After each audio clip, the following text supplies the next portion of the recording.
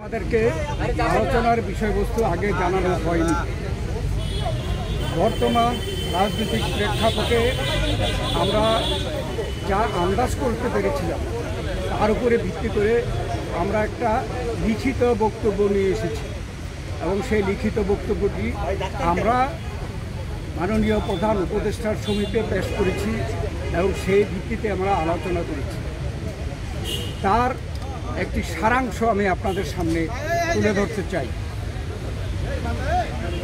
বাংলাদেশে গণতন্ত্র উত্তরণের লক্ষ্যে বিএনপি প্রথম থেকেই একটি সুস্পষ্ট জাতীয় নির্বাচনী রোডম্যাপ দাবি করে আসছে। আপনারা জানেন যে আমরা এটা প্রকাশ্যভাবে দাবি করে আসছি। সুষ্ঠু, নিরপেক্ষ ও অবাধ নির্বাচন অনুষ্ঠানের উদ্দেশ্যে সরকারের নিরপেক্ষতা বজায় রাখার স্বার্থে বিতর্কিত উপদেষ্টাদের বাদ দিয়ে উপদেষ্টা পরিষদ পুনর্গঠনের জন্য আমরা দাবি জানিয়েছি। বিএনপির প্রতিটি নেতা কর্মী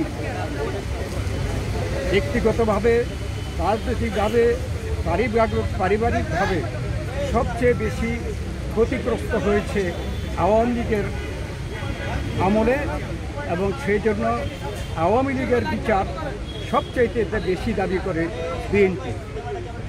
এই বিচার প্রক্রিয়া কোনোভাবে অসম্পূর্ণ থাকলে বিএনপি সরকারের দায়িত্বে যখন যাবে তখন বিচারের আওতায় এনে তা বিচার বিভাগের মাধ্যমে, স্বাধীন বিচার বিভাগের মাধ্যমে পরিপূর্ণভাবে সম্পন্ন করা হবে। নির্বাচন সংশ্লিষ্ট সংস্কার কার্যক্রম অবিলম্বে সম্পন্ন করে ডিসেম্বরের মধ্যে জাতীয় সংসদ নির্বাচন অনুষ্ঠানের জন্য দ্রুত একটি রোডম্যাপ প্রদানের দাবি আমরা জানিয়েছি। বাংলাদেশের মানুষ বিশ্বাস করে যে অন্তর্বর্তীকালীন সরকারের মূল দায়িত্ব হচ্ছে একটি সুষ্ঠু, নিরপেক্ষ নির্বাচনের মাধ্যমে বাংলাদেশকে গণতন্ত্রে উত্তরণের প্রক্রিয়া দ্রুত সম্পন্ন করা হবে।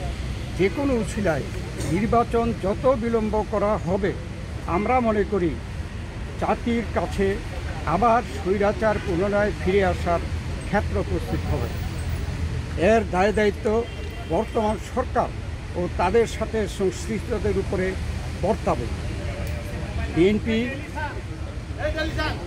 সম্প্রতি যে নানা ধরনের গুজব আছে, সেই প্রেক্ষিতে আমরা বিএনপির পক্ষ থেকে বলেছি, বিএনপি কখনই প্রধান উপদেষ্টার পদক্ষেপ চায়নি, বরঞ্চ প্রথম দিন থেকেই এই সরকারকে সর্বাত্মক সহযোগিতা করে আসছে। আমাদের যে আলোচনা তার এই সারাংশ ছিল এতটুকু। আপনাদের সকলকে ধন্যবাদ। আপনারা সরকারের তরফ থেকে কোনো সুনির্দিষ্ট রোডম্যাপের আশ্বাস পেয়েছেন কিনা? আপনারা